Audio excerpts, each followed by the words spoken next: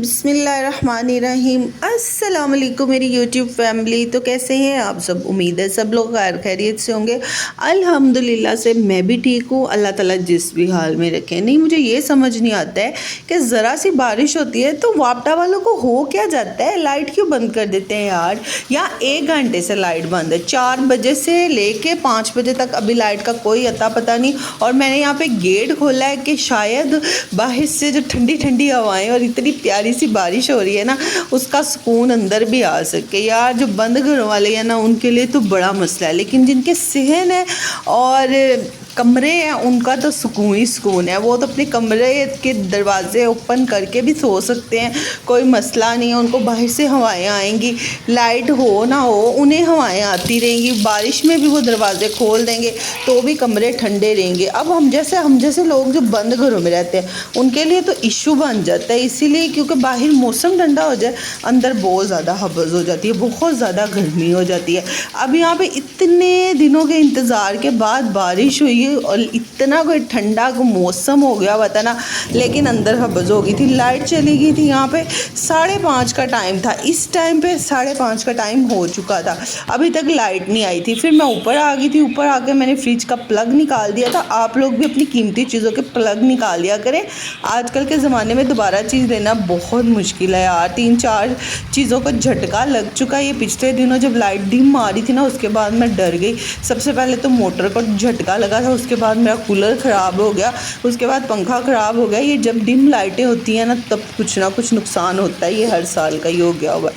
अच्छा, यहाँ पे ना काफ़ी ज़्यादा ही मौसम प्यारा था और यहाँ पे ना 7 का टाइम था। इस टाइम पे पूरे 7 बज चुके थे और यहाँ पे बारिश ना रुक गई थी। रुकी सिर्फ 10 मिनट के लिए थी बारिश, और 10 मिनट के बाद फिर से स्टार्ट हो गई थी। उतनी देर में मेरी बेटी भी ऊपर आ गई थी, वो भी नीचे बैठ बैठ के बोर हो गई थी। सारी रात से हम लोग 1 सेकंड भी नहीं सोए थे।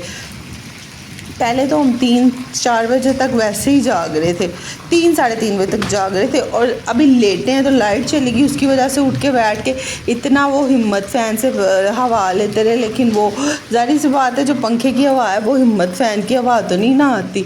और यहाँ पे मौसम इतना प्यारा था, सौंधी सौंधी खुशबुएँ मिट्टी की, और इतने प्यारे परिंदे चहचहा के चैं चैं कर रहे थे। इतना प्यारा लग रहा था व्यू ना मुझे, क्योंकि इतने दिनों के इंतज़ार के बाद अल्लाह ताला ने इतना प्यारा मौसम किया था ना कि मैं बता नहीं सकती। बचपन याद आ गया। जब हम छोटे होते थे ना, तो हमारी अम्मी क्या कहती थी, जाओ जाओ जाओ बारिश में भीग लो, नहा लो तुम लोग, बारिश हो गई है।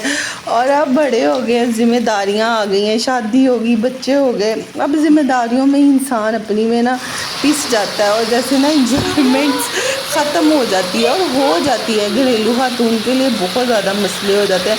अब यहाँ पे दिल भी नहीं करता है ना कि बंदा जाके नहा ले बारिश में, बारिश का पानी पड़े खुद पे तो मज़ा आ जाए। अब यही होता है कि ये बच्चे रो रहे होंगे, नीचे से आवाज़ ना आ जाए। नीचे वाले पोर्शन में मेरे बच्चे शिफ्ट है, कोई रोना ही शुरू कर दे तो मैंने नीचे जाना है। यहाँ विंडो में मेरी बेटी और मैं खड़े थे। यहाँ पे 7:30 का टाइम था, बारिश दोबारा शुरू हो गई थी। और मौसम इतना प्यारा था ना कि वो मेरी बेटी मुझे बुला के कह रही है, मम्मा देखे रात दोबारा हो गई है। क्योंकि जब बारिश हुई ना तो थोड़ा सा अंधेरा भी हो गया। जारी बात है, काले बादल आए। वो कहते हैं ना, काले बादल आएंगे। जब हम खेलते थे छोटे छोटे होते तो बड़े मज़ा आता ज़्यादा।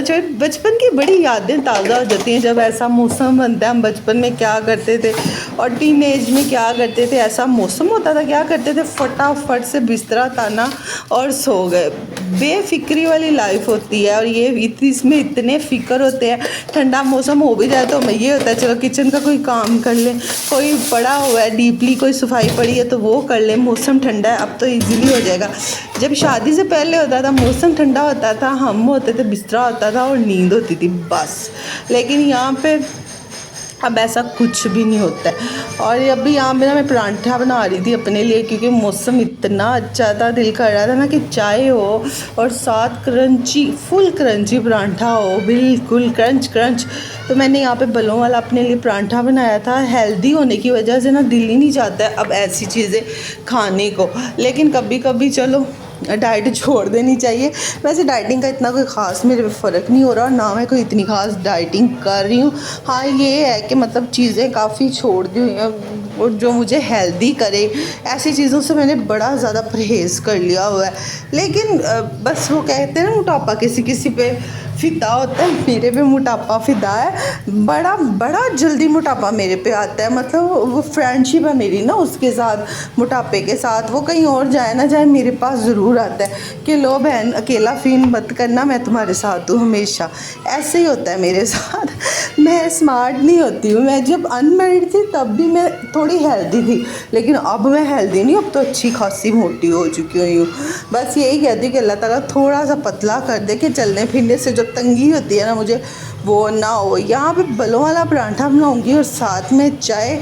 बड़ा मज़ा आता है चाय के साथ परांठे का। सालन शालन नहीं खाऊंगी मैं, चाय के साथ ही परांठा खाऊंगी। अच्छा, इतने प्यारे मौसम में आप लोगों के किचन में क्या क्या बना, पकोड़े बने या मीठा कुछ बना, तो आप मेरे साथ कमेंट्स में ज़रूर शेयर कीजिएगा। और मेरे चैनल को ज़रूर सब्सक्राइब करें और मेरे व्लॉग को वॉच किया करें प्लीज़।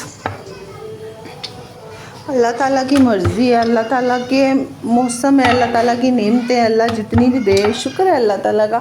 अल्लाह ताला ने इतनी नेमतें रखी हैं दुनिया में, और कितने ज़्यादा मुल्क हैं। कई मुल्कों का तो हमें पता ही नहीं है, कई शहरों का तो हमें पता ही नहीं है कि ये भी है वो भी है। और फल भी अल्लाह ताला ने इतने ज़्यादा हमें दे रखे हैं ना, इतनी नेमतें हैं कि अल्लाह का शुक्र अदा कैसे करूँ। एक एक नेमत पे अल्लाह का शुक्र अदा करना चाहिए। और अल्लाह ताला तेरा शुक्र है कि तूने इतनी नेमतें हमें बख्शी। हम तो तेरे गुनाहगार बंदे हैं। और अल्लाह ताला बहुत ही ज़्यादा अपने बंदे के करीब होता है जब बंदा परेशान होता है। और इस टाइम मैं कुछ ज़्यादा ही परेशान हूँ।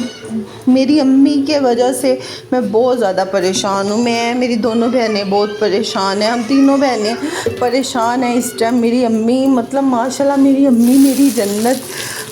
मेरी अम्मी आती जाती रहती थी मेरे घर, मैं इतना नहीं आती जाती थी बच्चे छोटे होने की वजह से। तो अम्मी को फ़ोन कर देती थी, अम्मी आप आएँ, अम्मी आप आएँ। अब जब से अम्मी नहीं ना आती तो मेरा घर भी सूना सूना सा हो गया है, बिल्कुल ऐसे जैसे घर में तो कैसे कोई जान ही नहीं बची।